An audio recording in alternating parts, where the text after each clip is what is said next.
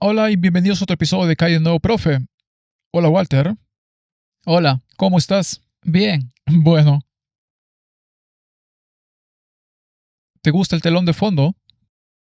Creo que Henry hizo un buen trabajo otra vez. Está aprendiendo a manejar estas cosas, al parecer, la lógica de la verdad. Estamos siendo muy filosóficos hoy. Bueno, tal vez sea el momento. Todos los demás tienen una oportunidad, todos los grandes predicadores y demás. Pueden ser filosóficos, entonces ¿por qué no nosotros, verdad? Sí, definitivamente. Bien, de acuerdo. Pero tu filosofía se basará en la verdad Eso espero, eso espero. y veremos si es lógica. Así que comencemos con una palabra de oración. Padre Celestial, gracias por todo lo que haces por nosotros. Gracias por darnos la palabra. Y ahora que vamos a discutir esto, por favor, ilumina nuestras mentes, guíanos también para que lo hagamos, para honrarte. En el nombre de Jesús, amén. Amén. Martín, la razón por la que surgió esta presentación es porque todos los argumentos de los nacionalistas cristianos, los apologistas y todos los demás dicen que es hora de que la iglesia tome el control debido a toda la inmoralidad y el caos en el mundo y que no se pueden resolver estos problemas si la iglesia no interviene. Y parece haber una fuerte inclinación en esa dirección. ¿Estás de acuerdo? ¿Verdad? Definitivamente, en todas partes, el cristianismo está empezando a presionar para poner orden en las cosas porque el mundo está en caos. Correcto. Y los ateos, los creyentes basados en credos, y todas estas personas están más o menos en la misma página de que necesitamos tener orden, aunque ni siquiera creamos en Dios. Y entonces hay gente que afirma ser cristiana cultural, por la cultura. Sí, vivirán en ese ambiente en lugar de en cualquier otra cultura. Correcto. Así que pensé, hablemos de este tema porque es relevante para nuestro razonamiento sobre lo que está sucediendo en los Estados Unidos y el mundo en términos de la Constitución y todos estos temas. Así que vamos a empezar con una lógica básica que se ha empleado durante muchos años y milenios para defender el cristianismo como un modelo de bastión en la sociedad. Bueno, ¿puedo hacerte una pregunta? Cuando llegó la era de la Ilustración, ¿usaron la lógica para exponer las cosas o se volvió demasiado filosófica? Cuando la era de la Ilustración, bueno, hablemos primero de la Reforma, basaron todo en la palabra. Así que en realidad fue un paso simple, fe en la palabra. Luego agregaron la apologética. No me gusta la palabra apologética porque parece que te estás disculpando por lo que crees. Estoy de acuerdo. La primera vez que lo escuché, porque el inglés no es mi primer idioma, vi que en realidad se usa para defender. Dije, pero eso no tiene sentido. Estás pidiendo disculpas y luego defendiendo. Correcto, entonces no me gusta la palabra apologética porque no tengo nada por qué disculparme si creo en la Biblia.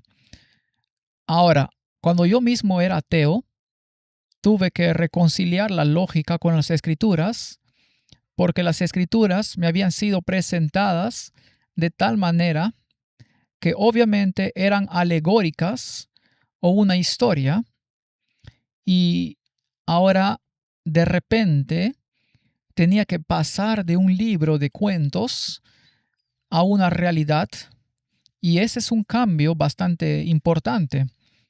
Pero la gente que defiende la lógica del cristianismo o por qué son cristianos, a menudo mezclan filosofía y la palabra,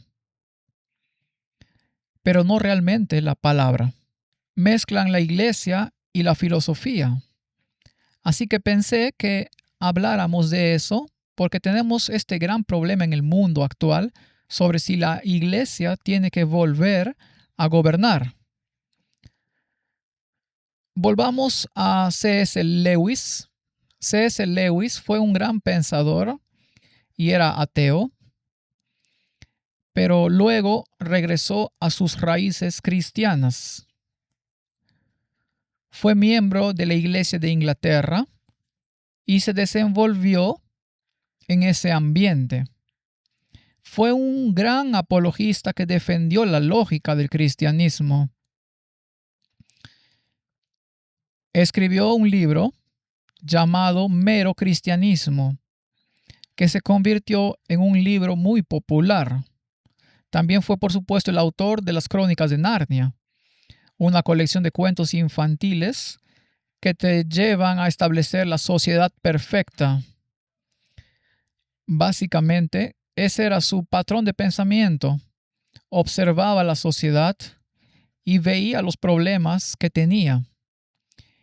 Y llegó a la conclusión de que las escrituras, su fe y el cristianismo eran la solución obvia a todos esos problemas. Así que se convirtió en un gran defensor del cristianismo sobre una base ecuménica no confesional. Por lo tanto, no le importaba si eras católico, anglicano o protestante. Mantengamos lo general para poder hablar de lo básico. ¿De acuerdo? Y muchos apologistas de hoy están en esa corriente. No quieren alterar el barco denominacional. Entonces, si buscas su libro sobre mero cristianismo, esto es lo que dirán los editores. Una de las introducciones al concepto de fe más populares y apreciadas jamás escritas. Mero Cristianismo ha vendido millones de copias en todo el mundo. Así que realmente es un libro maravilloso. Hay muchas opiniones sobre C.S. Lewis. No hay duda de que fue un gran pensador. Incluso podríamos llamarlo filosófico, un gran defensor de la fe cristiana. Hay muchas afirmaciones de que estuvo involucrado en la masonería, pero aparentemente no hay evidencia creíble de que lo estuviera. En sus escritos no se puede discernir. Hay, por supuesto, filosofías y algunas cosas casi de cuentos de hadas, como en las Crónicas de Narnia. Pero básicamente era un cristiano devoto y volvió a ser cristiano a la edad de, creo que fue alrededor de 30, y defendió su fe y tuvo un par de reveses cuando se casó y su esposa murió muy pronto en su matrimonio. Eso sí que afectó su fe por un tiempo, pero sus escritos son lúcidos y lógicos y tiene algunas afirmaciones maravillosas. Pero hay un pequeño detalle que falta y queremos discutirlo hoy. Así que, como dicen, esta es una de las introducciones al concepto de fe más populares y queridas jamás escritas. Eso es toda una afirmación. Entonces, en una de las introducciones a la fe cristiana más populares jamás escritas, C.S. Lewis se propone simplemente explicar y defender la creencia que ha sido común a casi todos los cristianos en todos los tiempos, rechazando las fronteras que dividen a muchas denominaciones. En otras palabras, es una especie de interdenominacional. Ofrece una oportunidad inigualable tanto para creyentes como para no creyentes de escuchar una poderosa argumentación racional a favor del cristianismo. En resumen, Martin afirma que el cristianismo es racional y lógico. Yo mismo lo experimenté. Tuve que encontrar la lógica para poder integrarlo. Tuve que conciliar mi ciencia con mi religión. No fue fácil, pero una vez superado ese proceso, el cristianismo responde a todas las preguntas que quedaban sin respuesta. Así, reuniendo su célebre serie de conferencias de la BBC emitida durante los años de la guerra, Mero Cristianismo nos recuerda lo verdaderamente importante en la vida y nos muestra el camino hacia la alegría y la plenitud. Esta brillante colección confirma la reputación de C.S. Lewis como uno de los principales escritores y pensadores de nuestra época. Leí este libro de principio a fin y debo decir que muchos de sus pensamientos fueron excepcionales, directos y lógicos. Pero falta algo. ¿Qué es lo que falta? Creo que debemos hablar de eso porque básicamente su conclusión final es que debido a su lógica, ya que posee todos estos atributos y a que es un defensor de la moralidad, esta es la mejor manera de gobernar la sociedad. Sí, creo que incluso los ateos están de acuerdo con eso. Exacto, ese es el punto. Ahora, hoy en día, siguiendo esa línea de razonamiento, tenemos a otros grandes pensadores que normalmente están asociados con las grandes instituciones educativas del mundo, Oxford y Cambridge, y hablan en esos ámbitos, pero nunca profundizan en los detalles. Se quedan en una base ecuménica. Defienden a Dios, defienden la creación o presentan un gran argumento a favor de la creación. Pero no hay denominacionalismo. No importa en qué creas. Mientras estés en la iglesia y defiendas el cristianismo, eso es genial. Y bueno, elimina muchos problemas. Así que puedes sentarte y tener una pequeña charla agradable con un ateo y estar de acuerdo en estar en desacuerdo o estar de acuerdo en algunos puntos y eso es todo. Pero no hay una mirada realmente profunda a los requisitos de las escrituras. Es cierto, no es tomar, o rara vez será sentarse a tomar la palabra y luego empezar a estudiarla. Así que ha habido una serie de personas prominentes que han venido y profundizado en la filosofía del cristianismo. Así que John Lennox, por supuesto, es un hombre interesante y también tiene algunos muy buenos argumentos y algunos buenos puntos, básicamente al mismo nivel que lo habría hecho C.S. Lewis. Así que veamos qué tiene que decir. La ciencia surgió en los siglos XVI y XVII, un ascenso meteórico que los historiadores de la ciencia han analizado y han llegado a la conclusión de que uno de los principales motores que impulsaron el ascenso de la ciencia fue la fe en Dios. Así que lejos de ser la creencia en Dios un freno para la ciencia, fue lo que hizo que la ciencia surgiera en primer lugar. Es comprensible, porque la gente tenía una base para creer que el universo era racionalmente accesible y por lo tanto podían hacer ciencia. Así que no me avergüenzo ser científico y cristiano, y supongo que el argumento principal que apunta, no prueba, pero apunta hacia Dios, es que este universo es un universo en el que se puede hacer ciencia. El hecho de que existan las leyes, Richard dice honestamente que no sabe de dónde vienen. Vienen del Logos, la mente que está detrás de este universo que lo ha creado por su poder y para su gloria. Y por lo tanto, hacer ciencia, como Galileo y Kepler sugirieron, hacer matemáticas, es descubrir los secretos del universo en el lenguaje en el que Dios los ha escrito. John, me citaste diciendo que el universo en el fondo no tiene ni bien ni mal, y dijiste que tiene exactamente las propiedades que esperaríamos si no hubiera nada allí. Dijiste que eso suena terriblemente determinista. Bueno, otra forma de decirlo sería que el universo es terriblemente irracional, terriblemente inteligible. Y uno de los puntos principales que has estado planteando es que precisamente vivimos en un universo inteligible. Y esa es una de las cosas que necesitamos explicar y crees que se necesita un Dios para explicarlo. Lo que me gustaría saber es cómo sería un universo ininteligible. ¿Cómo podría vivir cualquier criatura como vivimos nosotros? ¿Cómo podría haber evolucionado y sobrevivido cualquier criatura en un universo que no tuviera ese tipo de inteligibilidad matemática? Es el principio antrópico de nuevo. Así como solo podríamos vivir en un universo que tiene estrellas, porque se necesitan estrellas para hacer moléculas. Entonces solo podríamos haber sobrevivido en un universo donde hay racionalidad. No puedo concebir cómo sería un universo irracional y legítimo. Bueno, debo decir que me horrorizó un poco escuchar que se está promoviendo el Ramadán en su lugar.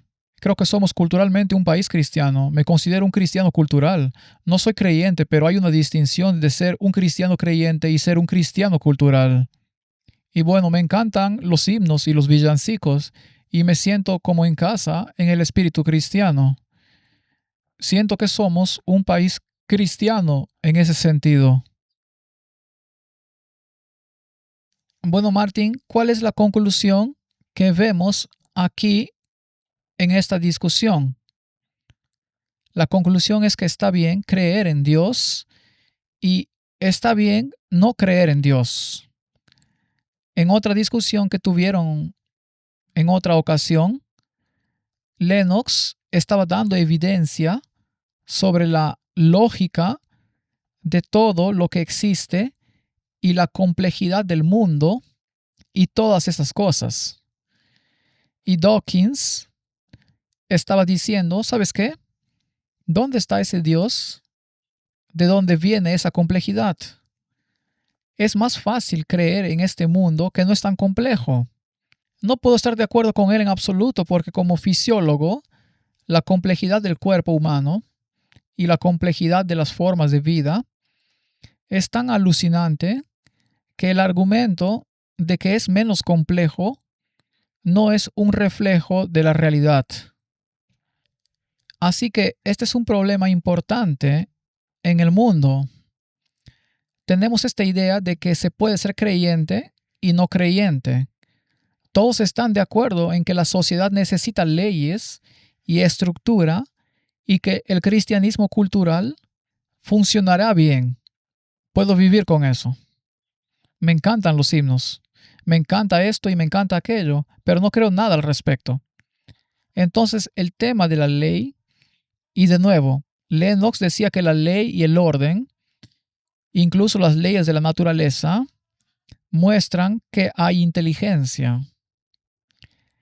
Ahora, C.S. Lewis argumentó que la ley de la moralidad, y esto es muy interesante porque de esto es de lo que vamos a hablar, que la ley de la moralidad es tan sublime y esta ley de la moralidad que gobierna lo que está bien y lo que está mal en el mundo, pero nadie en el mundo parece estar haciéndolo.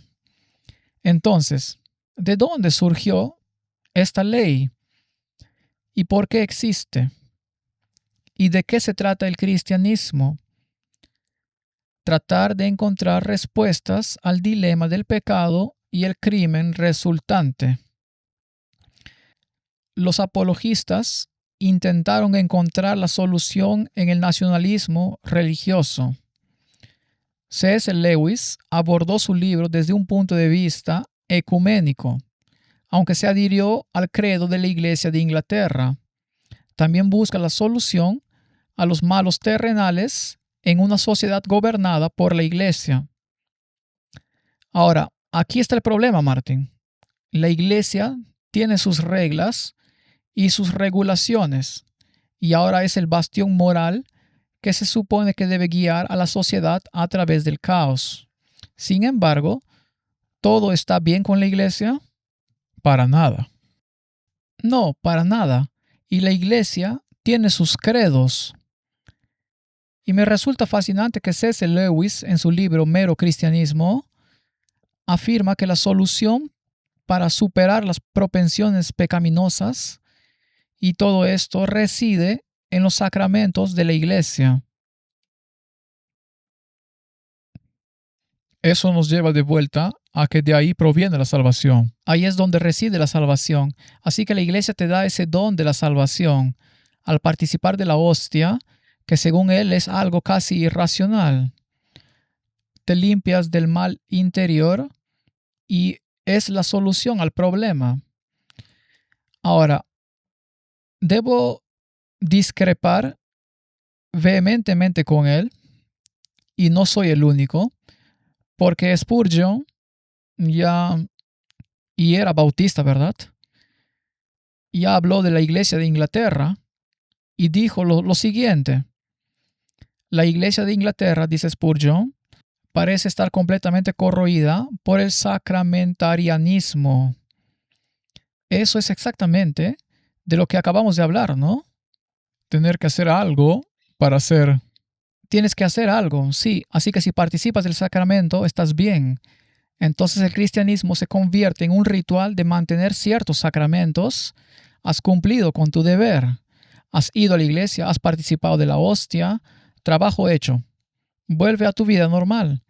¿Es de eso de lo que se trata el cristianismo? No, es una vida completa. Debe ser que todas esas cosas que haces sacramentalmente deben ser algo que realmente se manifiesta a través de ti de forma automática. Entonces, ¿qué sigue diciendo? Dice, pero la inconformidad parece estar casi igual de plagada de infidelidad filosófica. Así que están empezando a filosofar sobre su religión. Las filosofías son muy interesantes y pueden ser muy racionales, pero se desvían del punto hasta cierto punto. Sí, y esa es una pendiente resbaladiza porque entonces te aleja aún más de la verdadera narrativa bíblica. Correcto. Aquellos de quienes pensábamos que harían cosas mejores se están apartando uno a uno de los fundamentos de la fe por completo. Creo que el corazón mismo de Inglaterra está plagado de una infidelidad condenable que todavía se atreve a subir al púlpito y llamarse cristiana. Eso es bastante directo. Entonces, Spurgeon toma toda esta filosofía y dice, ¿sabes qué? Es falsa. Es falsa. Puede que sea filosófica, podrá tener todos los atributos agradables, y puedo sentarme y tener esta agradable charla con mi colega que es ateo, y podemos estar de acuerdo con esto y en desacuerdo en aquello, y nunca hay un incentivo real para hacer un gran cambio. Sí, especialmente un cambio de corazón. Un cambio de corazón. Así que filosofemos un poco en nuestro propio terreno. Entonces, mirando el mundo como es, que es lo que hace C.S. Lewis, esto es lo que hace Lennox, lo que hacen todos ellos. Uno no puede evitar concluir que hay una guerra encarnizada entre las fuerzas del mal y las fuerzas del bien. C.S. Lewis lo deja perfectamente claro en su libro. Y entonces la pregunta es, la humanidad es consciente de un código moral incorporado, pero parece empeñada en violarlo. Entonces la pregunta es, ¿la humanidad ideó este código? Si es así, ¿por qué se rebela contra él? ¿Por qué? ¿Por qué crearía un código contra el que quiere rebelarse? No tiene sentido. Exacto, no tiene ningún sentido. Bien, entonces, ¿quién propuso el código moral?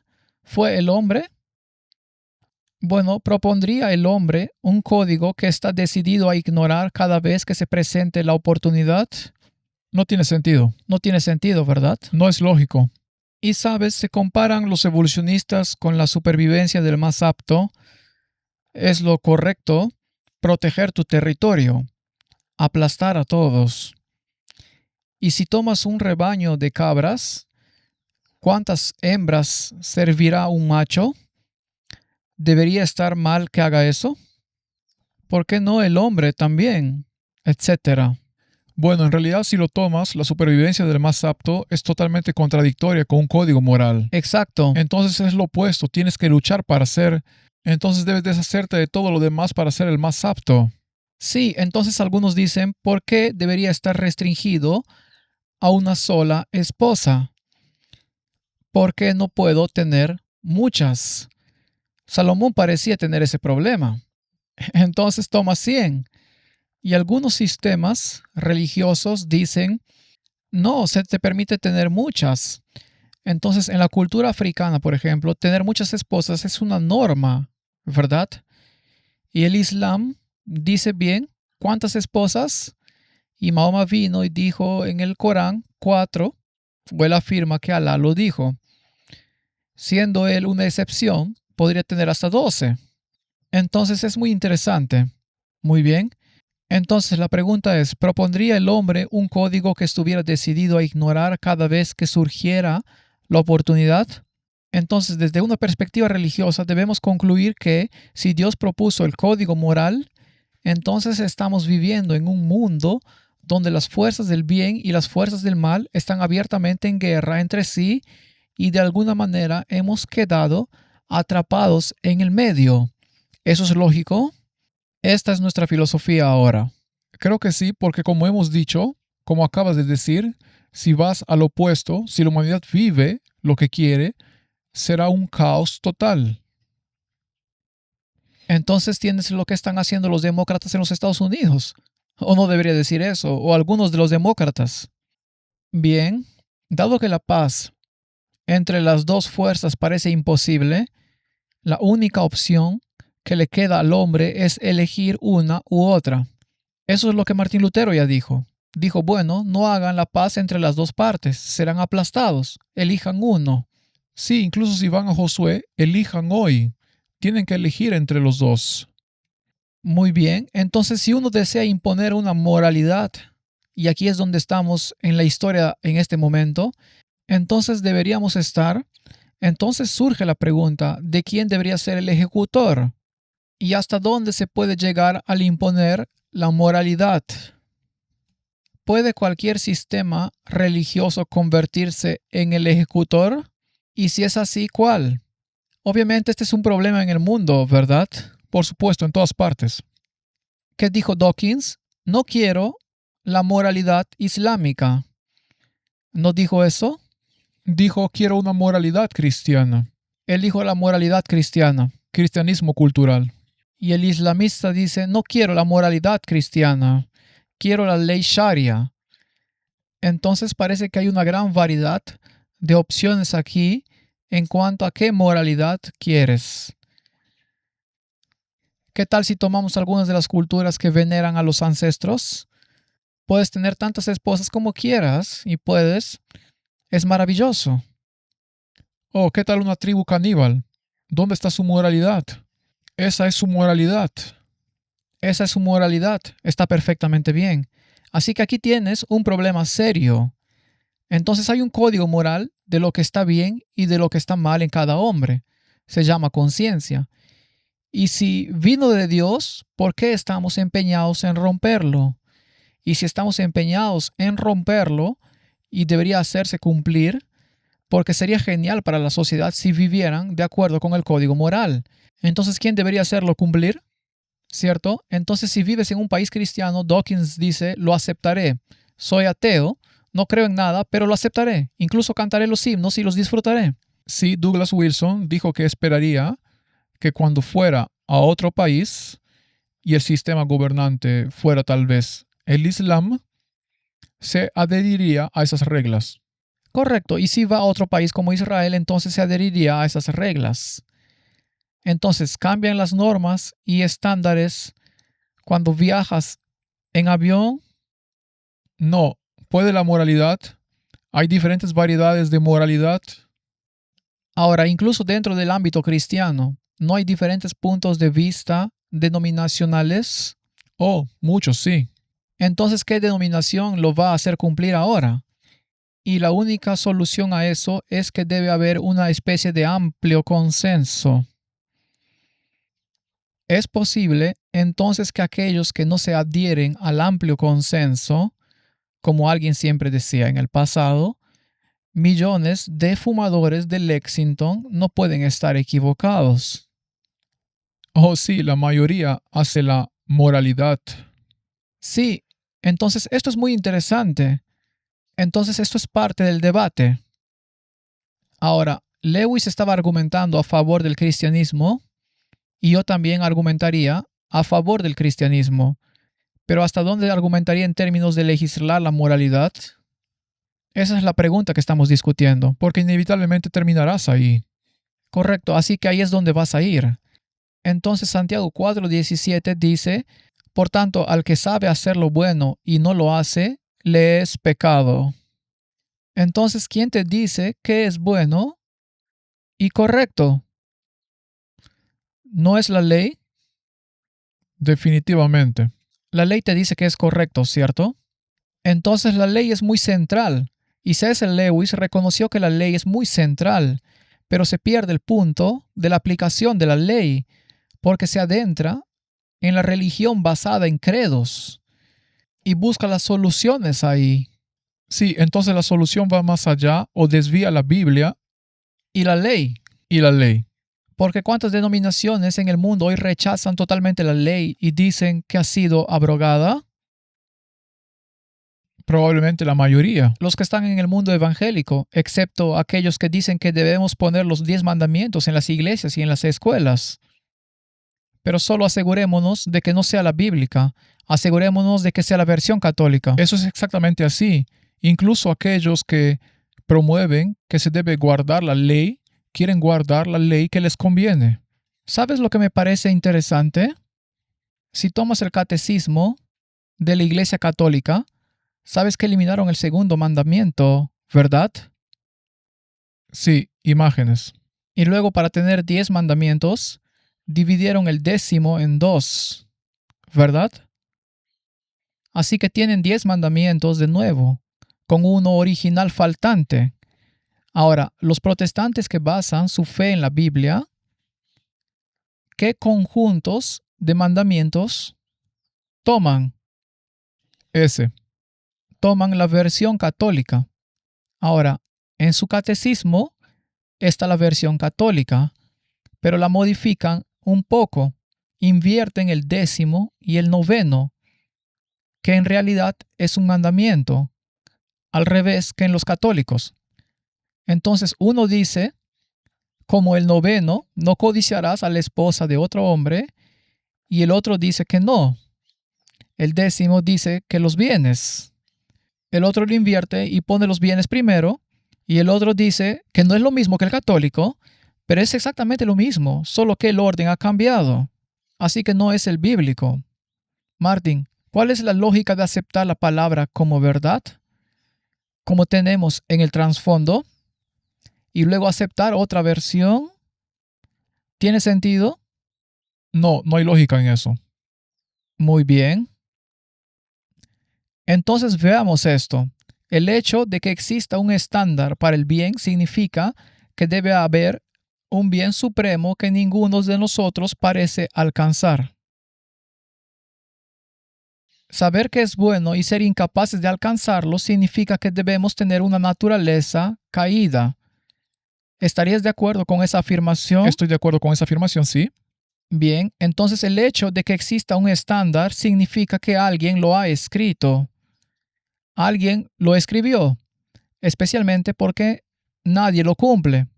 Bien, y si esa persona espera que se cumpla incluso bajo la pena de muerte, porque la paga del pecado es la muerte, ¿no? Eso es lo que dice allá arriba en Santiago 4. Entonces debe ser real y teóricamente alcanzable a menos que alguna fuerza lo impida. Así que aquí está el estándar para el bien. Nadie lo alcanza, pero es necesario o mueres. Entonces, ¿qué te impide alcanzarlo? Algo. Algo. Entonces la Biblia dice que tenemos una naturaleza caída. Entonces esto debe implicar que hay una batalla entre las fuerzas del bien y del mal. Si aceptamos que la ley es buena porque la Biblia lo dice, pero no logramos cumplirla, entonces esto implica la necesidad de ayuda externa si queremos lograrla. Porque aquí está el buen estándar. No estoy a la altura para llegar allí, pero se me exige. Entonces, ¿tengo un ayudante? Esa es la pregunta. ¿O necesitas uno? Necesito un ayudante. ¿Hay alguien lo suficientemente comprometido como para querer ayudarme? Ese es el problema, ¿verdad? Entonces, dado que esta ayuda tiene una base moral, debe provenir de un ser moral lo suficientemente comprometido como para desear brindarme esa ayuda. Esto ahora es puramente filosófico. No menciona el nombre de Jesús ni nada por el estilo. Es pura lógica. Hay un estándar moral en el mundo que nadie cumple. Miren las noticias. Muy bien. Y este estándar moral debe mantenerse para vivir en sociedad. Por eso existe la policía y todo lo demás en la sociedad para asegurarse de que la gente se adhiera a él, aunque no lo hacen. Y por eso los tribunales están tan ocupados y por eso esperas años para que un caso judicial llegue a buen término y por eso las cárceles están desbordadas. Así que obviamente no está funcionando muy bien. No, no lo están logrando. No, y no importa cuántos golpes recibas y cuántas palizas des y cuántos encarcelamientos hagas, tan pronto como dejas que esa persona salga de la cárcel por su propia voluntad, en los siguientes 5 minutos hace exactamente lo que hizo antes. No es un historial de éxito muy bueno, ¿verdad? No. Así que la moralidad se ha ido por el desagüe. Pero todavía tenemos que averiguar de dónde vino la moralidad en primer lugar. Bien, y luego la sociedad empeora y empeora. Y en lugar de leer en el periódico que una persona ha sido asesinada y toda la fuerza policial de la nación está buscando a un hombre, ahora tienes gente arrollando multitudes, matando a cientos, y hay años de juicios para intentar sacar al tipo del apuro. Quien quiera que lo haya hecho, ¿cierto? Sí, Caos. definitivamente al revés. Muy bien, así que no podemos alcanzarlo. Alguien debe ayudarnos. Sí, Alguien debe haber dado el código moral que nadie sigue. Así que continuemos con nuestra filosofía. Entonces tenemos que preguntarnos, bien, ¿por qué el cristianismo? ¿Por qué no el paganismo? ¿Por qué no la nueva era? ¿Por qué no Stone Age? ¿Por qué no el culto a los ancestros? ¿Por qué el cristianismo? La respuesta es porque solo el cristianismo parece resolver el dilema de reconciliar a los tres antagonistas irreconciliables, a saber, la ley, la gracia y la justicia. Esos son tres antagonistas. entonces están en lados opuestos luchando entre sí. Luchando entre sí. Luchando entre sí. Están luchando entre sí. Y si lees las escrituras, entonces este parece haber sido el caso incluso en el cielo, ¿verdad? Ahí es donde comenzó. Hubo una discusión sobre la ley, la gracia y la justicia, ¿verdad? Muy bien, entonces tenemos tal escenario en cualquier sistema religioso que exista, donde estos tres que son antagónicos se reconcilian. Y la respuesta es sí. La ley, la gracia y la justicia pueden reconciliarse sin romper el control asfixiante que cada una de ellas tiene individualmente sobre la prerrogativa exclusiva de ejercer su poder sin contradicción. Ahora déjame explicártelo, Martín. La ley dice, si me rompes, mueres. La gracia dice, si me rompes, te perdono.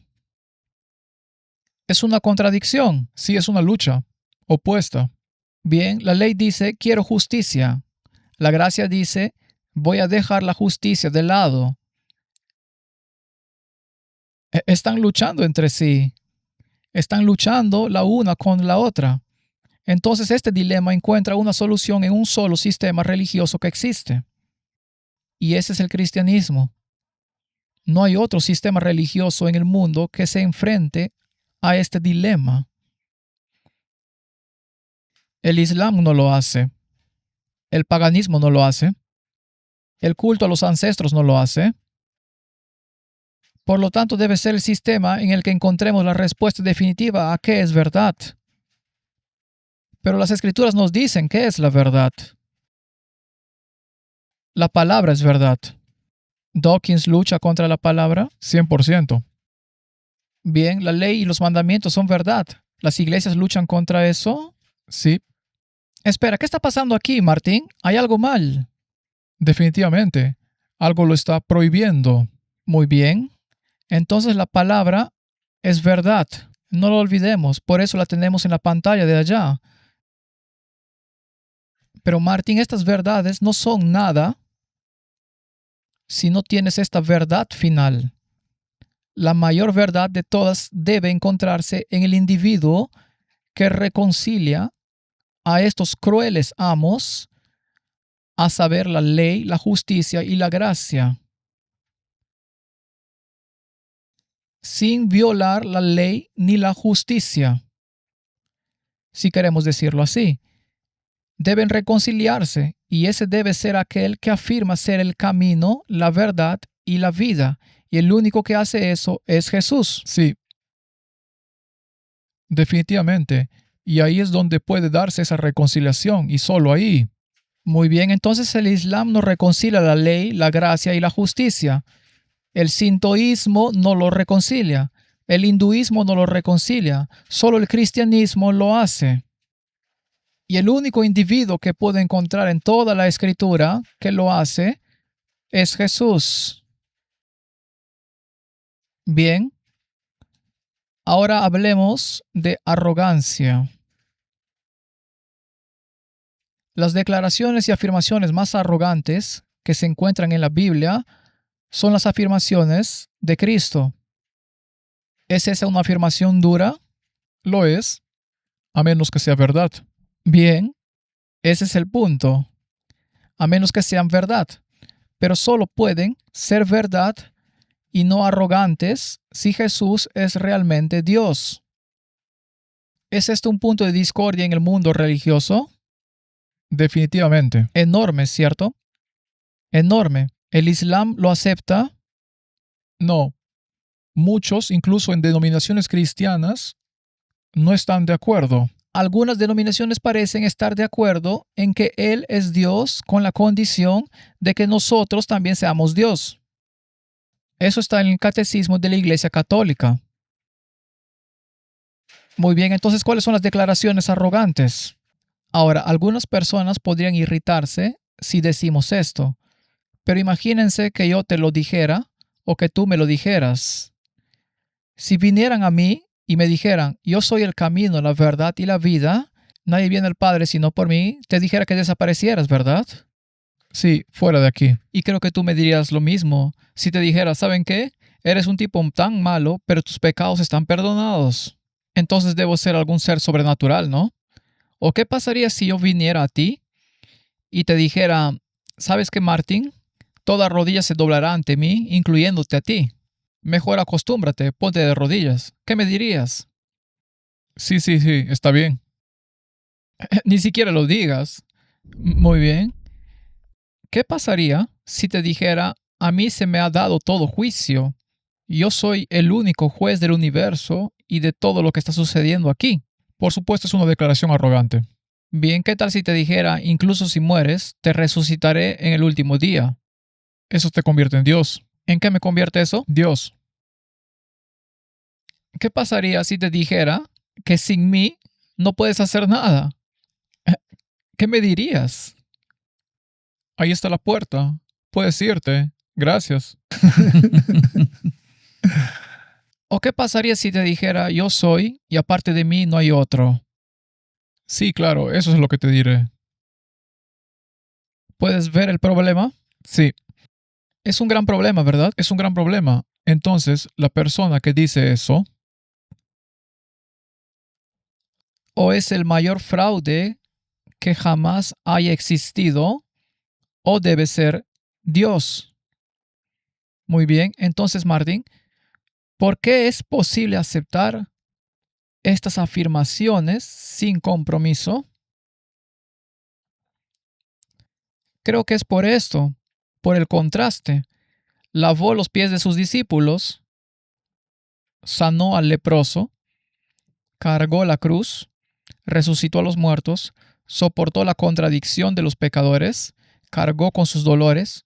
Un individuo así solo puede ser Dios. sí, claro.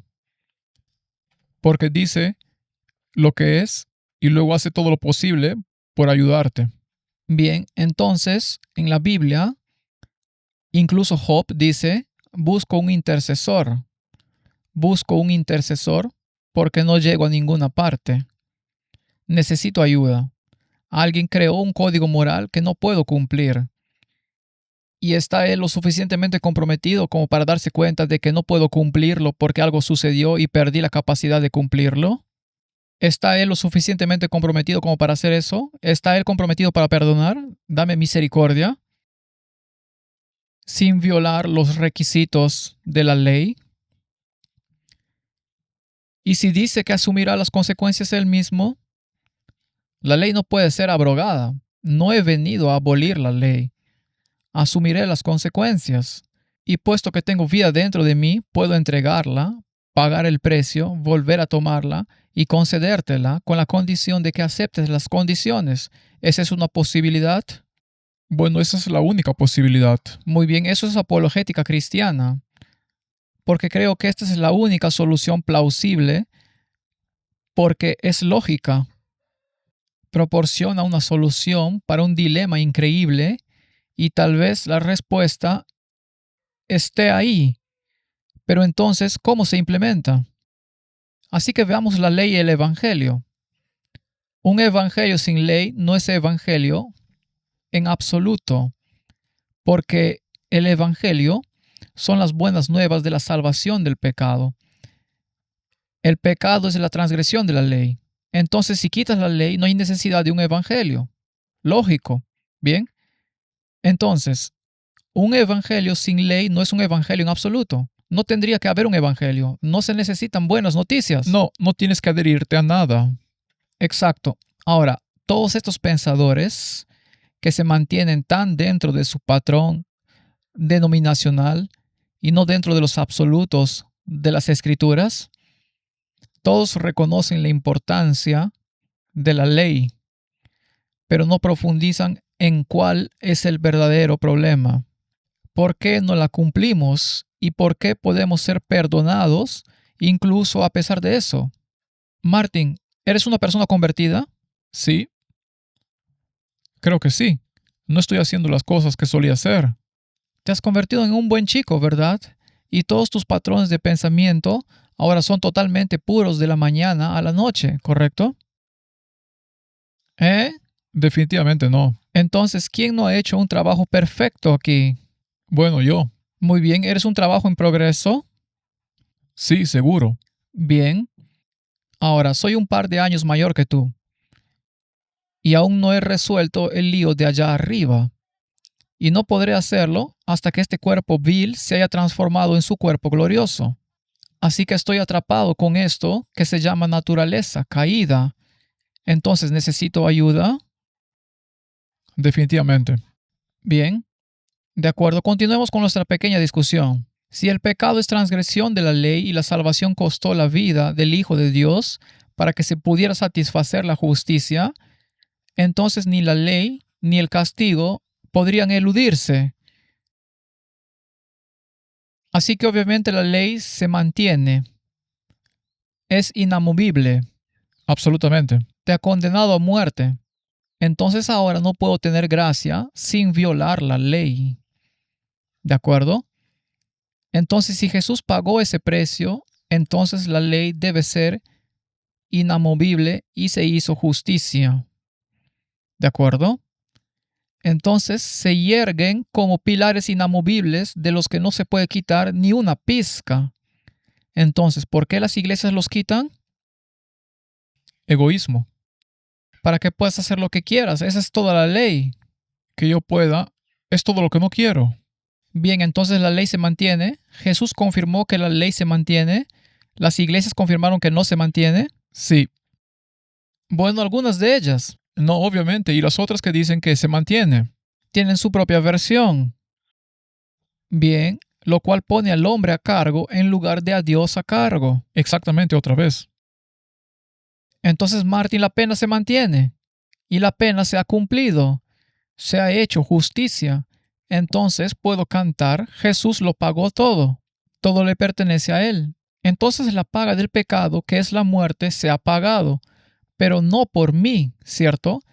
Entonces entra el Evangelio. Se ha encontrado una salida. El dilema se puede resolver, pero ¿a qué precio?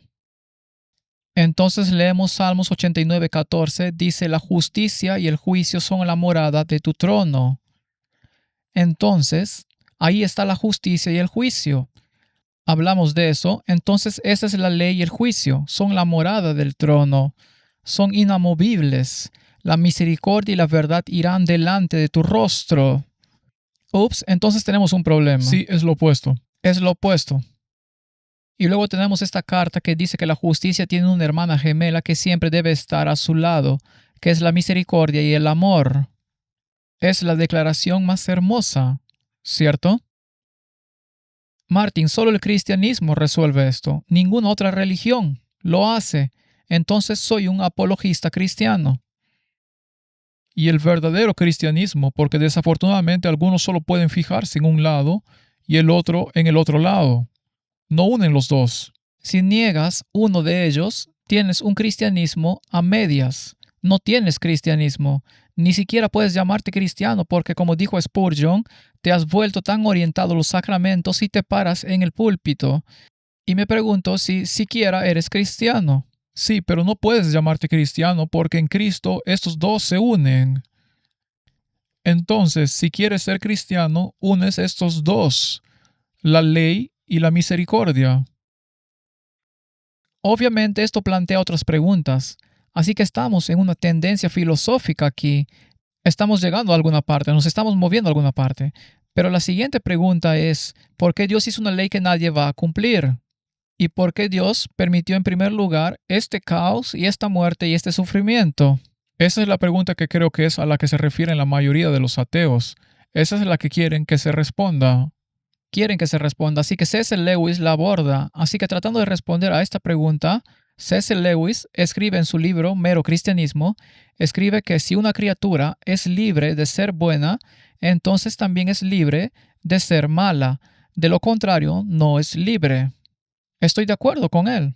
Una declaración perfecta. Tienes que elegir qué camino vas a tomar. La libertad de elección es absolutamente primordial. Absolutamente. Él escribe esta cita. Me gusta bastante.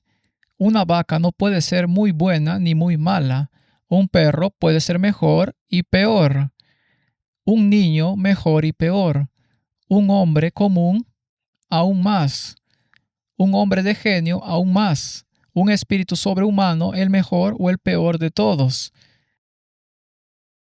¿Estarías de acuerdo con él? Creo que sí. Creo que puedo estar de acuerdo con él. Entonces, Martin, si tuviéramos que pensar en esto, ¿por qué hay tanta miseria en el mundo? Yo concluiría que la miseria es el resultado de intentar encontrar algo distinto a Dios para ser feliz. Estoy de acuerdo con eso. Y esa es la definición de miseria. Muy bien, la historia ha demostrado la falacia de esta suposición y creo que la sociedad se da cuenta, como la sociedad estadounidense en este momento, de que somos una nación bajo Dios. Necesitamos recuperar a Dios, pero confunden a Dios con la iglesia. Sí, eso es muy importante. Sí. Bien, entonces vayamos al grano. Queremos llegar a la pregunta, ¿es correcto que un sistema religioso legisle sobre la moral? Esa es nuestra pregunta. ¿Estarías de acuerdo en que la Biblia es absolutamente explícita en que el amor es el principio de la ley? Sí. Muy bien, entonces tienes la ley y tienes dos tablas de la ley. La primera enfatiza el amor a Dios y la segunda enfatiza el amor a la humanidad, al prójimo. No creerás lo mucho que me costó encontrar en la web una tabla de leyes que tuviera las leyes en la secuencia correcta en las dos tablas. Bien, de acuerdo, sí. Las primeras 4 y las últimas 6. Y las últimas 6. No, todas las tienen mezcladas en las dos tablas. Y eso ya es importante. Eso ya te dice por qué la sociedad está luchando tanto. Sí, así que Martin, finalmente encontré una, y esta es la que encontré. Por supuesto está parafraseada, no tiene todo. No hay nada en la web que las dé todas como son. Así que tengo que conformarme con esta. ¿De acuerdo? Entonces, hablemos de los principios de la ley. Jesús le dijo, amarás al Señor tu Dios con todo tu corazón y con toda tu alma y con toda tu mente. Este es el primer y gran mandamiento. Ahí es donde comienza. Primera tabla. Primera tabla. Y el segundo es semejante a él. Amarás a tu prójimo como a ti mismo. De estos dos mandamientos dependen toda la ley y los profetas. Entonces, sí puedo hacer una pregunta. Al decir estos dos mandamientos, dijo Jesús ahora, bueno, entonces solo tienen estos dos mandamientos. No, él dijo que de estos dos dependen todos los mandamientos de la ley. Entonces todos siguen siendo relevantes. Entonces, si tuviera que hacer un resumen de la primera tabla y un resumen de la segunda tabla, esto es lo que sacaría. Amas a Dios, no tendrás otros dioses además de ti, no practicarás la idolatría, no usarás el nombre del Señor en vano, y pasarás tiempo especial con Él en un día dedicado y elegido por Él. Él, no tú. No tú. Y si amo a la humanidad, entonces comienza en la familia. Tendré respeto por mis padres, no querré matar a nadie, no querría mentir, robar y codiciar lo que tiene porque hace infeliz a todo el mundo. Entonces no lo haría si amara a mi prójimo. Es el otro antes que tú mismo. Correcto. Sin egoísmo, esta ley no tiene nada de egoísmo. Esta es una ley desinteresada y es la única ley que incorpora cosas como no codiciarás. Porque ¿cómo vas a legislar la codicia, Martín? No, no puedes. Solo puedes legislar la transgresión de la codicia, el robo en sí. Bien. Entonces, Martín, el amor es el principio de la ley, ¿verdad? Entonces los dos grandes mandamientos no se pueden revertir. Oh, pero eso es probablemente lo más importante de esto. Este es el primero que dijo, y el más grande y el grandioso, y el otro es semejante a él. Eso es muy interesante. Entonces poner el amor al prójimo por encima del amor a Dios. En otras palabras, servir a la comunidad o al llamado bien común por encima de servir a Dios es idolatría. Entonces, Martín, debes tener otro legislador si quieres hacer esto. Si quieres servir a la comunidad por encima de todo lo demás, debes tener otro legislador. No el de la Biblia. Cuando la ley comunitaria prevalece sobre la ley de Dios, la sociedad se corrompe y su destrucción se vuelve inevitable. ¿Es una afirmación dura? Sí, pero es cierta. De acuerdo. Entonces, cuando la justicia sirve a la nación en lugar de a Dios, el resultado es la tiranía.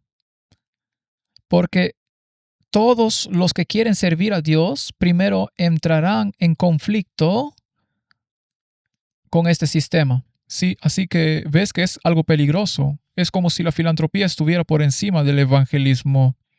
Buen punto. Entonces la tiranía eventualmente lleva a la rebelión abierta porque el hombre está hecho de tal manera que la opresión es peor para él que la muerte. Surge entonces la pregunta, ¿por qué se rebeló Lucifer? ¿Por qué se rebelaba? Porque dijo que Dios era un tirano, porque Dios impuso su ley. Sí, dijo que estaba imponiendo algo que nadie puede guardar en ningún caso. Pero la ley es el amor, ¿verdad? Entonces, analicemos esto un poco antes de continuar. Yo diría, Martín, que la rebelión de Lucifer no se basó en la opresión.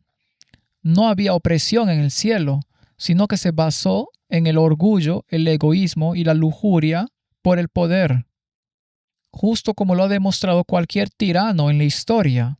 Bien, el pecado de la avaricia, que es querer obtener más y más cosas para uno mismo, va en contra de las leyes de la naturaleza.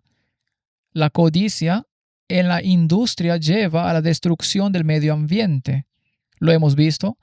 Y sabes, los sistemas religiosos no usan eso para decir que debemos tener una ley. Sí, verás, el medio ambiente que Dios o la naturaleza tienen, es un sistema de dar y recibir. También tienen una ley. Y la codicia personal siempre está asociada con la destrucción de las relaciones, ¿verdad? Entonces, el dominio trae infelicidad, ya sea que se enfrente a través de la sumisión o la rebelión. Entonces, si alguien te domina constantemente y tú lo afrontas sometiéndote, serás constantemente infeliz. Incluso la persona que domina no es realmente feliz. No es realmente feliz.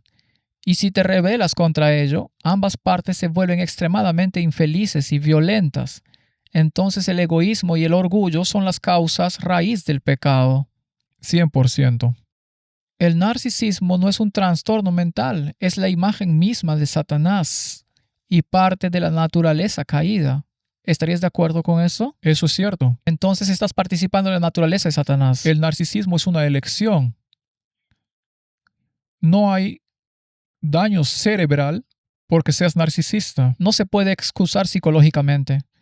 Hay que protegerse de él tan ciertamente como de cualquier otro pecado como la lujuria y el libertinaje.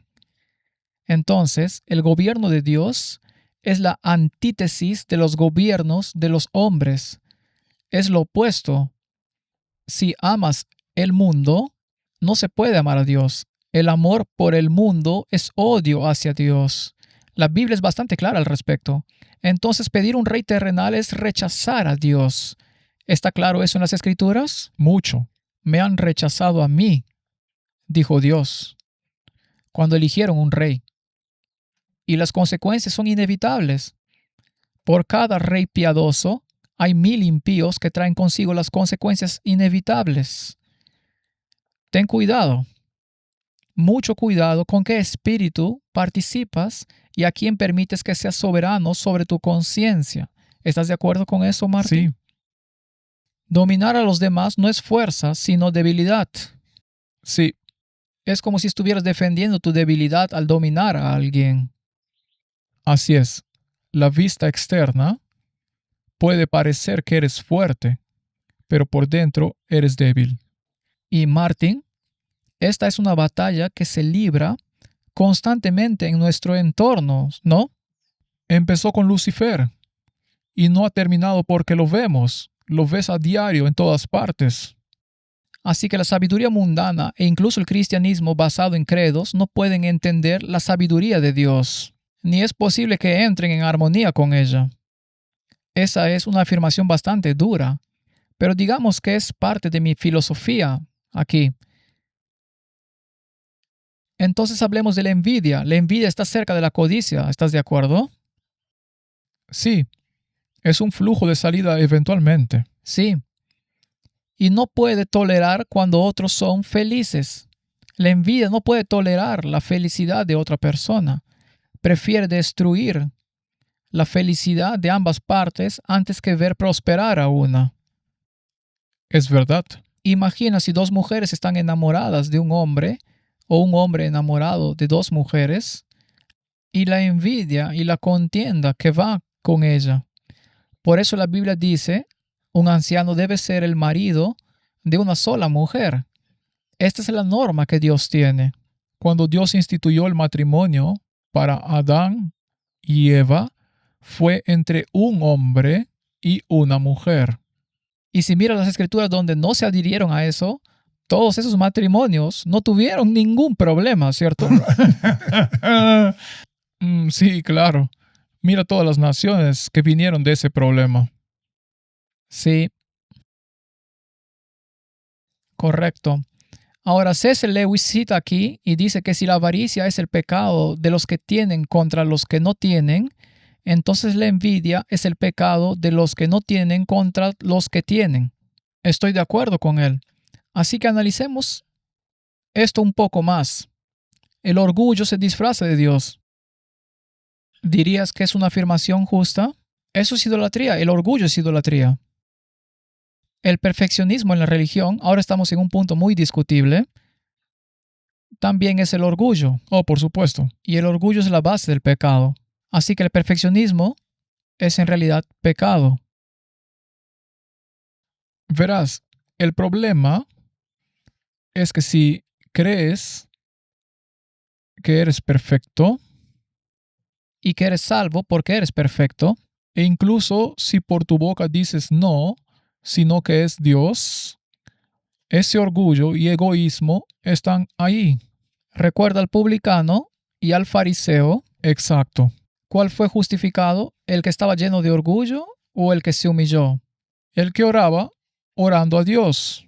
Él hacía todo, pagaba el diezmo, hacía todo, era reformador de la salud, hacía todo. Así que cuando el orgullo se mezcla con el egoísmo, se convierte en un amo cruel y establece su propio reino al que todos son forzados a la sumisión. ¿Sabes? Solo quiero decir que la gente siempre debe recordar, tener mucho cuidado al decir, no soy egoísta. Solo ve y mira lo que el egoísmo puede implicar antes de hacer esa declaración. Tengo miedo de lo que el orgullo hará. ¿A dónde te llevará el orgullo? Particularmente en el ámbito político. Entonces el orgullo convierte incluso a Dios en un siervo de la criatura. Pero generalmente el orgullo prescinde de Dios. No lo necesita. Entonces la única cura para el orgullo es realmente la muerte. Ahora, puedes basarte en la Biblia y ser orgulloso y entonces, incluso si hablas el hablar de Dios, aún puedes dejarlo de lado, prescindir de él. Muy bien, entonces Martín, esto es en realidad lo que Dios exige de nosotros. Exige que nuestra justicia propia muera. Tiene una sentencia de muerte sobre eso. Entonces, analicemos eso. Entonces, el orgullo, veámoslo, todos los vicios ordinarios vienen de nuestra naturaleza animal, pero no así el orgullo. Viene directamente del infierno. Muy bien, a C.S. Lewis también lo reconoció, y la solución siempre es que la iglesia debe interceder. Y ese es un problema. Ese es un problema. Los vicios ordinarios pueden ser amigos de sí mismos o de otros, pero el orgullo no. Estás solo.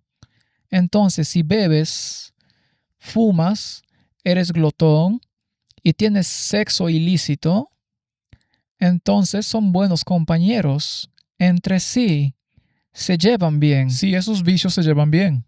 Sí, el alcoholismo, el sexo ilícito, la glotonería son grandes amigos y les encanta aferrarse el uno al otro como amantes. Estos vicios. Estos vicios. Tampoco les importan los compañeros de viaje con ideas afines que compartan los mismos vicios, ya que el pecado no le gusta pecar solo. ¿Estás de acuerdo? Sí, Entonces, ¿de qué se trata una fiesta? siempre metes a alguien ahí. No quiero pecar solo, ¿cierto? No. Todos son amigos. Estos son vicios. Pero el orgullo está solo. El orgullo es enemistad con Dios y con el hombre. El orgullo constantemente mira por encima del hombro a todos. Así que es imposible que pueda mirar hacia arriba para ver a Dios. Oh, sí. Constantemente mira por encima del hombro a todo. Muy bien, así que no mirará a Dios. Así que C.S. Lewis dijo algo similar. Solo estoy modificando un poco aquí. Y dirías que todo esto, el beber, fumar, la gula, la transgresión del séptimo mandamiento, la pedofilia, toda esta basura en el mundo es obviamente una transgresión de la ley. Sí, Pero el orgullo no se enfatiza en ninguna parte, excepto en oposición a la primera tabla y tal vez al 10º mandamiento. Así que al diablo le encanta curar pequeños defectos dándote uno mayor. C.S. Lewis también dijo eso. El mayor regalo de su perspectiva que puede darte es el orgullo, el diablo. Te ayudará a curar una alergia si puede darte cáncer en su lugar. Si puede curar tu intemperancia y darte orgullo en su lugar, se está riendo camino al banco. Así que tomemos un reformador de la salud. Si te hace sentir superior a los demás, se convierte en una deformidad de la salud. Si te lleva a la gratitud y al servicio, es aceite goteando de la barba de Aarón. Así que es una cuestión de actitud. ¿Puedes legislar la actitud? No. ¿Sabes qué? Siempre lo digo, no es lo que haces, es cómo lo haces. Exacto. Entonces puedes hacerlo perfecto, pero si lo haces con una actitud orgullosa, Entonces alguien puede ser muy amable, pero eso no lo hace salvo. Entonces, orgullo, el sustantivo, no es necesariamente lo mismo que orgullo, el adjetivo.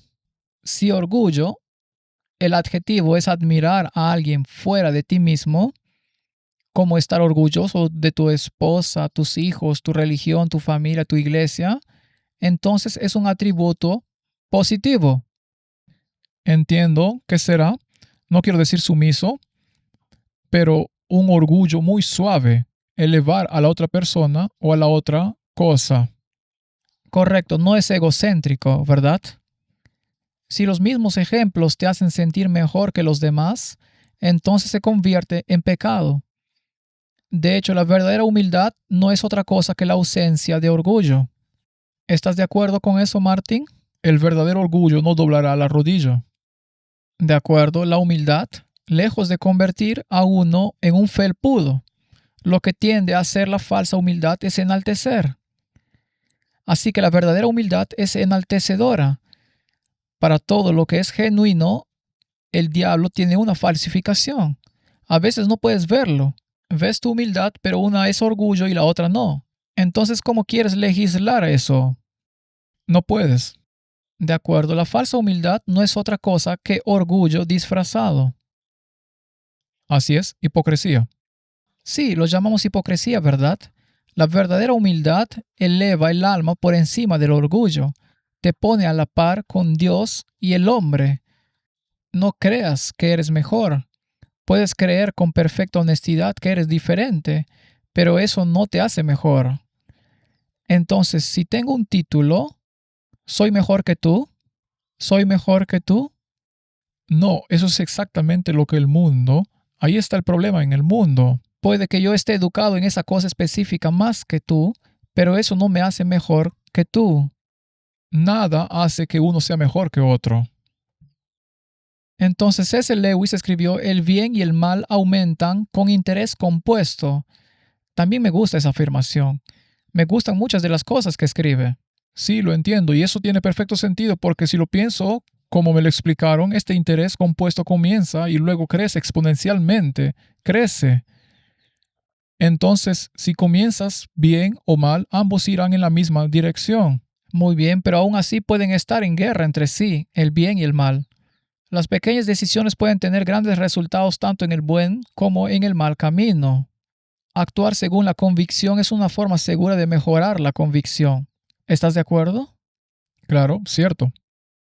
Entonces el camino cristiano no es solo de fe. Bien, Jesús lo hará todo. Actúa según la convicción. Empieza a actuar como si estuvieras salvado. ¿Qué dice esto sobre el crecimiento cristiano? La fe sin obras está muerta. Bien. Ahora, vayamos al meollo de la cuestión de la razón de todo este bombardeo filosófico que hemos desatado sobre la pobre sociedad. Ley y legislación. Así que aquí lo tenemos de nuevo, la declaración de Jesús de que la ley se resume en dos grandes principios: amor al hombre y amor a Dios. Y ahora surge la pregunta, particularmente a la luz de hacia dónde vamos. ¿Se puede legislar la primera tabla, que es el amor a Dios? Yo digo que no. Definitivamente no. Y si se pudiera legislar, ¿quién debería legislarlo? Ahí es donde entra el problema. Así que sí, si quieres legislarlo, deja que Dios legisle. Muy bien, ahora si yo fuera Dawkins, por ejemplo, y el imán dijera: voy a legislar la ley Sharia, ¿va a tener un ataque epiléptico? Oh, seguro. Acaba de decirlo en ese video anterior, ¿verdad? Voy a tener un ataque epiléptico. Soy un cristiano cultural. no lo quiero. Y al revés es exactamente lo mismo. Y aquí hay otra pregunta, Martin.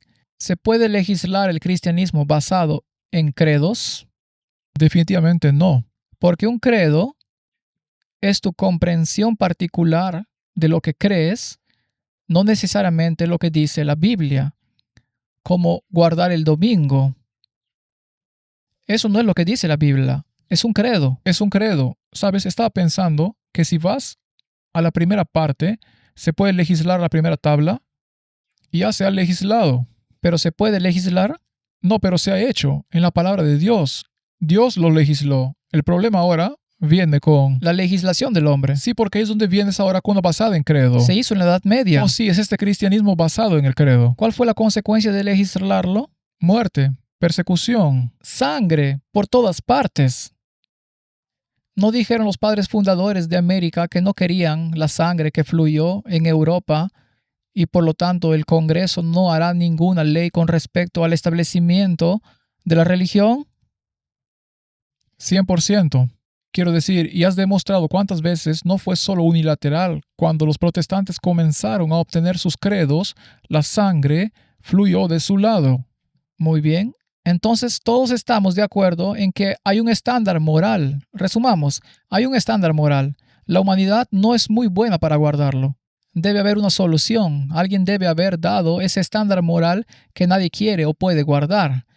Y ahí es donde entra el Evangelio.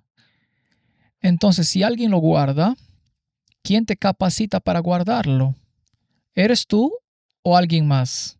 Obviamente has demostrado que no puedes guardarlo.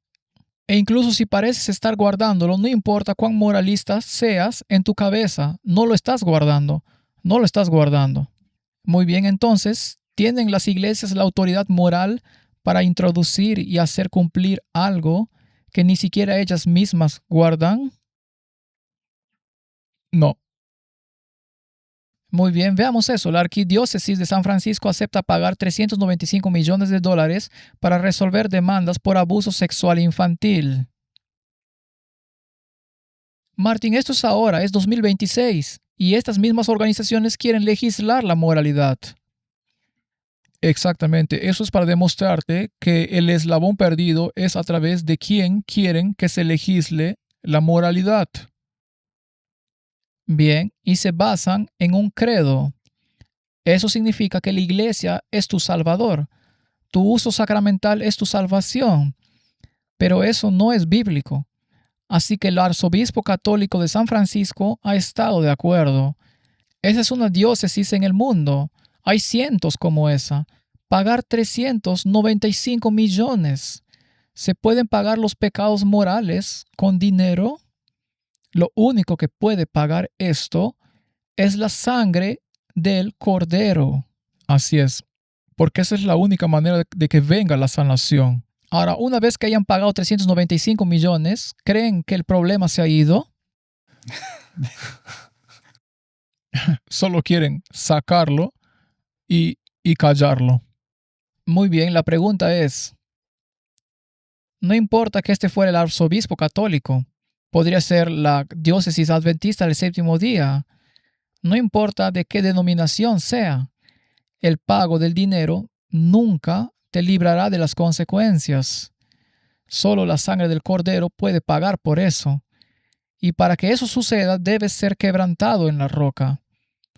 Pregunta, ¿hay alguna evidencia de quebranto en la roca aquí?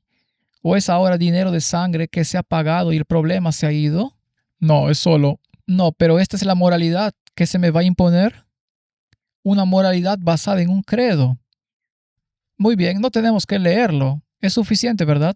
Es solo para mostrar. Vamos a la diócesis anglicana. Busca vender propiedades para pagar demandas por abuso sexual infantil. Al menos tienen la excusa. Se les permite casarse. Sí, lo entiendo. No, tienen menos excusa que los otros. Sí, no, pero aún así estos son niños. Oh, es horrible. Bien, ahora puedo mirar el pecado que todos hemos pecado y estamos destituidos de la gloria. Así que no estoy juzgando, solo digo que es la base del credo. Esta es la cosa que has construido todo el tiempo es quien va a decidir legislar la moralidad y quieren estas personas que lo hagan. Y todos se van a juntar para legislarlo porque saben que está mal incluso dentro de sus propias filas. Pertenecemos a la Iglesia Adventista del Séptimo Día y no creemos que la Iglesia Adventista del Séptimo Día deba legislar. Por supuesto que no. Por supuesto que no. Nadie debería legislar. Veamos qué dicen los nacionalistas cristianos. Sé que ya lo hemos mostrado antes, pero hagamos un punto muy fuerte aquí. John Gill, él se sentó en ambas mesas de la ley. Entonces eso es del 1 al 4 de los 10 mandamientos, así como del 5 al 10 son mandamientos en lo que se refiere a Dios. El día de reposo, no tomar el nombre del Señor en vano y etc. Que estos son realmente obligatorios y deben ser legislados y respaldados por el magistrado civil. Entonces el magistrado civil no solo hace cumplir que no robemos a nuestro prójimo o matemos a nuestro prójimo, ese tipo de cosas, sino que el magistrado civil realmente tiene un deber dado por Dios y un interés investido y velar porque la nación, que el país no cometa blasfemia. No veo cómo se puede legislar en términos de la segunda tabla de la ley sin referencia a la primera tabla, porque el respeto por la vida humana tiene que ser respeto por la vida humana, porque los humanos están hechos a imagen de Dios y esto se remonta al primer mandamiento. Esto se remonta al primer mandamiento. Yo soy el Señor tu Dios. Y entonces, si permites, si no haces cumplir la primera tabla de la ley, si no tienes tus leyes basadas en la primera tabla, no tienes razón para defender la segunda tabla.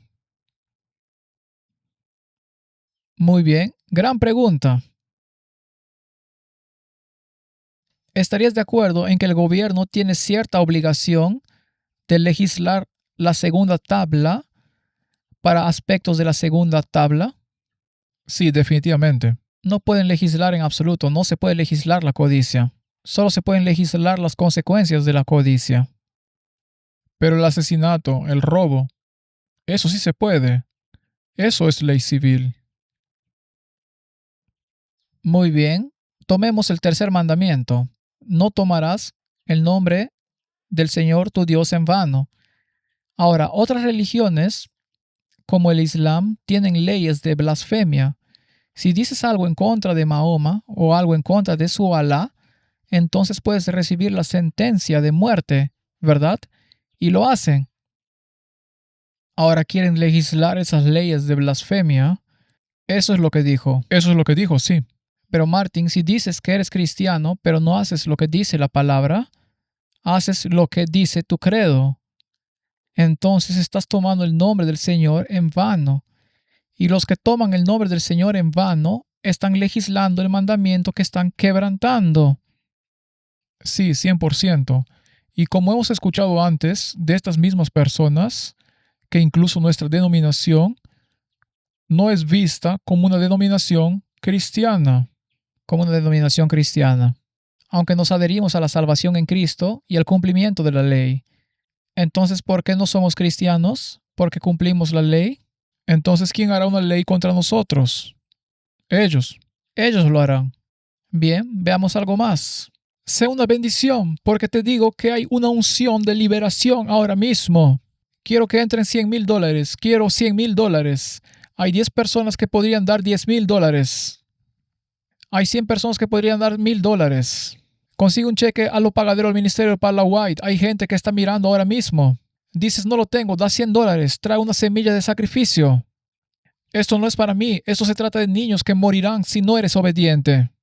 No voy a tomar la bendición de todos. Vamos, te voy a decir, trae una semilla de sacrificio. Solo hay 3 sobres. No me voy a mover. No voy a imponer las manos sobre la gente hasta que seas obediente. Sal de tu asiento, vamos, y ven y trae una semilla. Deja que el fuego de Dios venga sobre estos niños. Levanten las manos, jóvenes. ¡Fuego!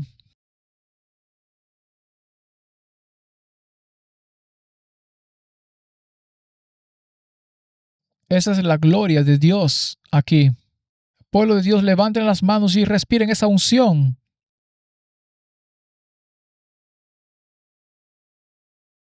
Esa es la gloria de Dios aquí. todos oren al Espíritu Santo. Vamos. Bien, Martín, vayamos al grano. Las iglesias, voy a hacer una declaración general, han hecho un trabajo terrible vendiendo el Evangelio.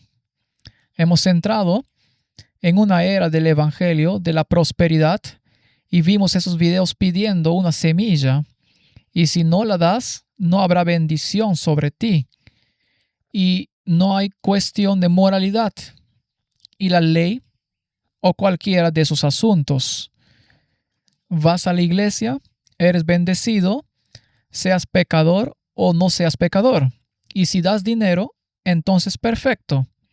Y hay un evangelio de la prosperidad dando vueltas porque no tienen otro evangelio con el que reemplazarlo.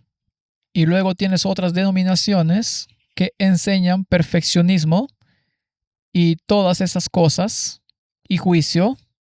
Y tienes todas estas experiencias. ¿Cuántas se basan ahora en la experiencia y en la palabra de Dios? Y la ley ya no es relevante. El sentimiento es lo que cuenta. Entonces, Martín, estos son los que van a legislar la moralidad. Así que aquí es donde radica el problema. El comportamiento se puede legislar, pero el corazón no. El nuevo pacto debe ser escrito en el corazón y solo Dios puede cambiar el corazón. Ya lo hemos demostrado. Y solo Él conoce el corazón. Correcto. Entonces Jeremías lamenta el hecho de que el hombre no guarda la ley, pero no oyeron ni inclinaron su oído. Antes se fueron cada uno tras la imaginación de su malvado corazón. Por tanto, traeré sobre ellos todas las palabras de este pacto, el cual mandé que cumpliesen y no lo cumplieron. Esa es la humanidad. No somos mejores. Empezó con Adán y Eva.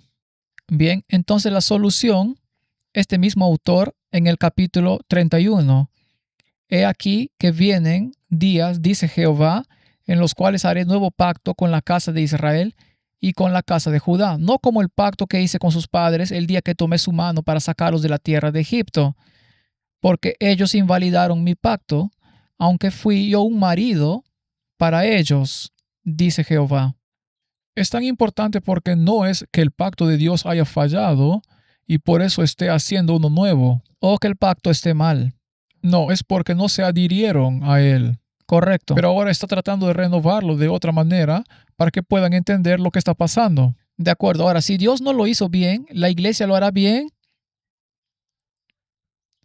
Pero este es el pacto que haré con la casa de Israel después de aquellos días, dice Jehová. Daré mi ley en su mente y la escribiré en su corazón, y yo seré a ellos por Dios y ellos me serán por pueblo. ¿Quién pone esa ley en tu corazón? Dios. ¿La iglesia? No, definitivamente no. ¿Y tú tampoco? No, definitivamente no. ¿De acuerdo?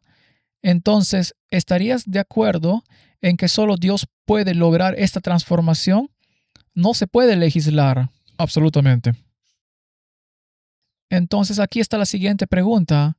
¿Quién hace qué? La iglesia quiere decirte qué hacer y quiere obligarte a hacerlo. Y si no lo haces, no te dejaré comprar ni vender. Te boicotearé y finalmente te mataré. Así que, Filipenses, por tanto, amados míos, como siempre habéis obedecido, no como en mi presencia solamente, sino mucho más ahora en mi ausencia, ocupaos en vuestra salvación con temor y temblor, porque Dios es el que en vosotros produce así el querer como el hacer por su buena voluntad. En otras palabras, la obediencia a Dios reside en una relación con Dios, no en una relación con la ley. La relación con la ley surge automáticamente de tu relación con Dios. La ley que no ha desaparecido, los principios de la ley deben estar en el corazón. Entonces, ¿qué es ocuparse en vuestra salvación y es Dios quien obra? ¿Cómo se pueden combinar en estos dos versículos? ¿Es una pregunta razonable? Sí, por supuesto. Uno dice que te ocupes en tu propia salvación y el otro dice que es Dios quien obra. Entonces, ¿quién hace qué? Bueno, la respuesta debe ser que tú haces lo que puedes en tu esfera y Dios hace lo que puede en la suya. Entonces, ¿quién lo logra? Según el versículo, Él lo hace. ¿Y qué hay de mí? ¿Logro algo? No, obviamente he demostrado que soy inútil, ¿correcto? Exacto. Por lo tanto, no lo intento. No. Estamos siendo filosóficos. No, de nuevo, mi esfuerzo y asentimiento solo abren el canal para que Dios obre en mí lo que yo soy incapaz de hacer por mí mismo. ¿Estás de acuerdo? 100%. La única manera de conciliar ese versículo. 100%. Y una vez que hayas pensado o comenzado a pensar, hombre, ahora estoy haciéndolo bien, solo espera, ya verás. Es un día y luego te das cuenta de que ya no puedes hacer esto porque estás tratando de hacerlo y Dios no está ayudando. Entonces filosofemos un poco más. Para intentar entender esto, debemos mirar la fuente. Si en mí no mora nada bueno, entonces surge la pregunta, ¿dónde mora entonces? La respuesta es bastante obvia, ¿verdad? Definitivamente fuera de ti. Obviamente mora en Dios porque solo Dios es bueno. ¿De dónde lo obtengo? Entonces, De Él. obviamente de la fuente, ¿verdad? Porque no lo tengo. Entonces, si estoy caído e inclinado al mal, ¿cómo corrijo eso desde dentro de mí mismo? Imposible, ¿verdad? Debe ser de Dios, dado que Dios no me obliga a ser bueno, pero sin embargo lo requiere de mí. ¿Cómo entonces me lo apropio? No lo quiero porque soy malo, pero Él quiere que lo tenga. Entonces, ¿cómo va a funcionar esto? Él dice, debo pedir y se me dará. Ahora, ¿cuál es el problema? Pero ¿qué pasa si no tengo inclinación a pedir porque soy perfectamente feliz en mi pecado? No quiero pedir debido a mi naturaleza, pero sin embargo necesito pedir para recibirlo. Estoy en un aprieto. Bueno, entonces el único recurso que Dios tiene es hacer que pidas, creando o permitiendo circunstancias que te animen a pedir a pesar de ti mismo. Así que la vida te lanza una bola curva. Entonces, la pregunta es, ¿quién es el iniciador, el autor y el facilitador de esta transacción? Solo puede ser Dios. Así que es Dios de principio a fin. Entonces, ¿qué crédito puedo tomar? Ninguno. Entonces, mi destino, por lo tanto, está predeterminado, como muchos suponen, sin importar la elección. Absolutamente no. Todavía debo elegir, permitir y aceptar la invitación ofrecida. Y así es, no puedes hacer nada por ti mismo. Romanos 7:18, y yo sé que en mí, esto es, en mi carne, no mora el bien, porque el querer el bien está en mí, pero no el hacerlo. Algunos dicen, bueno, Pablo aún no lo había logrado. Filipenses 2:13 te da la respuesta, porque Dios es el que en vosotros produce así el querer como el hacer por su buena voluntad. Todo proviene de Él. Y diré que sí, Pablo se dio cuenta de que nunca lo alcanzaría. Bien, volviendo a nuestro original, hay una ley. No la inicié porque no quiero cumplirla. ¿Por qué iniciaría una ley que no quiero cumplir? Dios la inició y yo no soy capaz de cumplirla. Entonces Él se digna a ayudarme. Él capacita. Él es el capacitador. Sí, y crea circunstancias para que yo diga que necesito ayuda. Estoy en problemas. Y luego dice, está bien, qué bueno que preguntas. Aquí está la solución. No me gusta la solución, pero bueno, aceptaré la solución. Bueno, entonces todo lo que eres tiene que morir. Y la santificación son las buenas obras que Dios hace dentro de ti porque no las tienes dentro de ti. Entonces, si te vuelves orgulloso porque ahora las estás haciendo, ¿quién eres? Es un orgullo falso porque tu orgullo está en ti mismo en lugar de en Dios de lo que está haciendo en ti. Exacto, no eres tú. Si tienes el verdadero orgullo correcto y le das todo el reconocimiento a Dios, entonces eres Si estás orgulloso de reconocer que Dios es tu capacitador, entonces estás bien. Bien, entonces leamos eso de nuevo, porque Dios es el que en vosotros produce así el querer como el hacer por su buena voluntad. Nota que no es la iglesia ni ningún elemento humano el que hace esto, es Dios. Cristo no vino a torturar tu ser natural, vino a matarlo. Si se lo permites, Él no te va a obligar. Él no está satisfecho con una parte de ti, te quiere por completo, pero sin tu ser natural. Este ser natural debe morir y tú debes ser un socio dispuesto en su ejecución. Es una transacción bastante importante, ¿estás de acuerdo? Si no estás dispuesto, no puede suceder. De acuerdo. A nadie le gusta morir. Entonces luchará por vivir. Entonces debemos ayudar a Cristo a matarlo. No porque seamos malos con nosotros mismos, sino porque hemos llegado a darnos cuenta de que si no muere, eventualmente nos matará de todos modos. Es un cáncer. Entonces debe morir con nuestro consentimiento. Sí, porque si no das el consentimiento, Dios no lo hará. ¿Puede la iglesia hacer esto por mí? ¿Pueden legislarlo? No, quieren obligarte, pero no pueden hacerlo. ¿Pueden legislarlo? ¿Pueden obligarte a ir a la iglesia el domingo? Sí, por supuesto. Ahí te sientas. Estoy guardando la ley. Exactamente. Es patético. Es lo mismo cuando quieres obligar a alguien a hacer algo que crees que debe hacer. Sí. ¿Le cambia el corazón? No. Entonces volvamos a filosofar, Martín. Oh, pensé que habíamos vuelto a los viejos tiempos. Espiritualmente hablando, todos tenemos el potencial de volar. Estamos bastante en tierra ahora mismo, ¿verdad? Pero eso no significa que podamos volar sin transformarnos. Los huevos tienen el potencial de volar. Me refiero a huevos de pájaro, cuando se convierten en pájaros. Pero como huevos nunca volarán. Como huevos nunca volarán. No.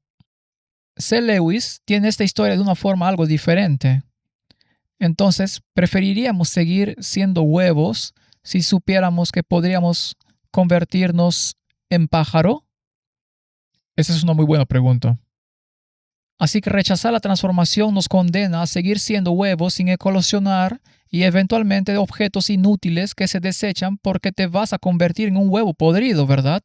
Entonces el hombre convertido es una nueva criatura. Lo viejo ha pasado, se ha convertido en un pájaro. Ahora, en el darwinismo y el lamarckismo hay esta famosa pregunta: ¿vuelo porque tengo alas o tengo alas porque vuelo? Es una pregunta muy importante. Darwin dice, tengo alas, por lo tanto puedo volar. Y Lamarck dice, quería volar, por lo tanto tengo alas. ¿Ya ves? Esos son los dos. Así que aquí está la pregunta espiritual ahora. ¿Vuelo porque tengo alas? Obviamente, solo puedo volar si tengo alas. La pregunta es, ¿quién me va a dar alas si soy un huevo? Alguien debe transformar el huevo en algo con alas. Bien. Esto ninguna legislación puede hacerlo.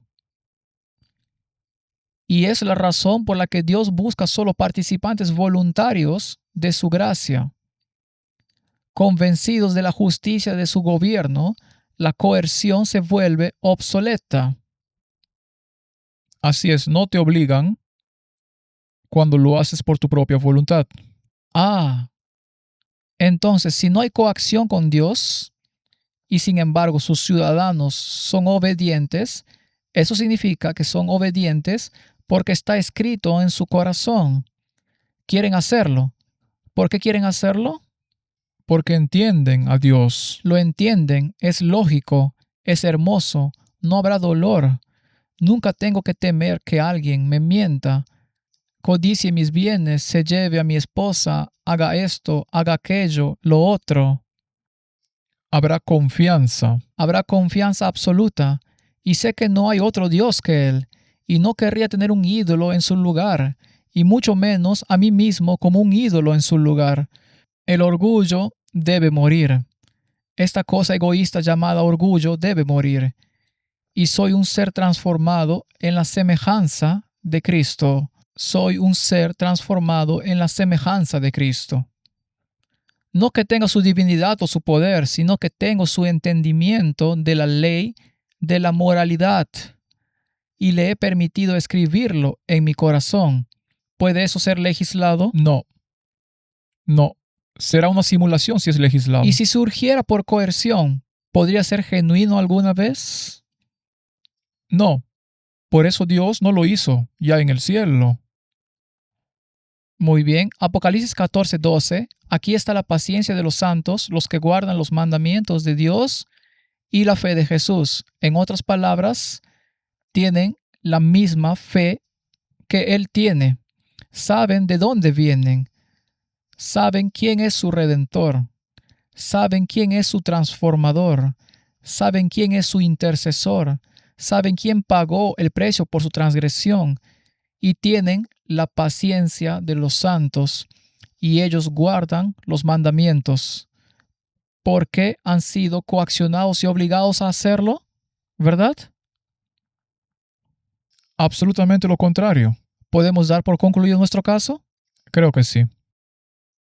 Creo que sí. Que Dios ayude a este mundo porque nos dirigimos hacia un conflicto.